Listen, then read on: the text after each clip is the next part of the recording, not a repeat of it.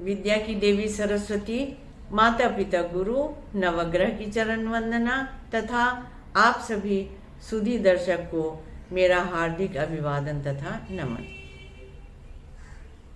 आज हम बात कर रहे हैं, कई बार आपने देखा होगा, सभा के बीच में भी देखा होगा कि लोग बैठे बैठे अपने शरीर को खुजला रहे हैं, इचिंग हो रही है उनको तो, और इसके कारण उनको एम्बैरेसमेंट भी होने लग जाता है, परेशानी उनको होने लग जाती है कि खुजली हो रही है। तो इसके लिए जैसा मैं आपको कई बार पहले भी बता चुकी हूँ, सबसे पहले देखना चाहिए लग्न को, शरीर को, शरीर का मालिक कहाँ पर है। इसके साथ ही इसकी चर्चा तो मैं करूँगी ही, इसके साथ ही जो दो ग्रह हैं जो हमारे स्किन के कारक होते हैं वो हैं सूर्य और बुध। अगर सूर्य बलवान है, बुध बलवान है, उस समय पर खुजली होने की संभावना बहुत कम हो जाती है, क्योंकि कई बार खुजली रक्त की कमी के कारण भी हो जाती है।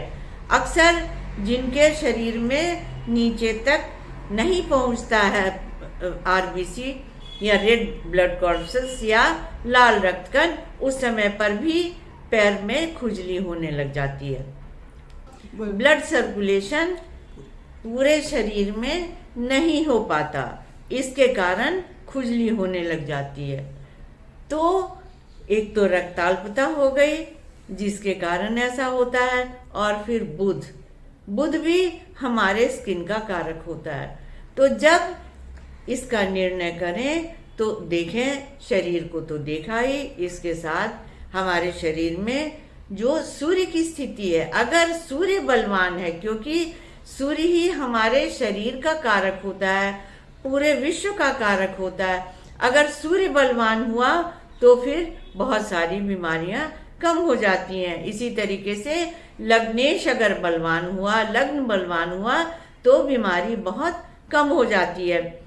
सूर्य अगर राहु के साथ में हो गया, सूर्य अगर केतु के साथ में हो गया, सूर्य अगर शनि के साथ में हो गया, उस समय पर भी ये खुजली की बीमारी हो जाती है। सूर्य अगर केतु के साथ में हुआ तो आप ये समझिए कि जेनेटिक इसको आ रहा है और उसके पेरेंट्स को भी ये बीमारी हुई होगी।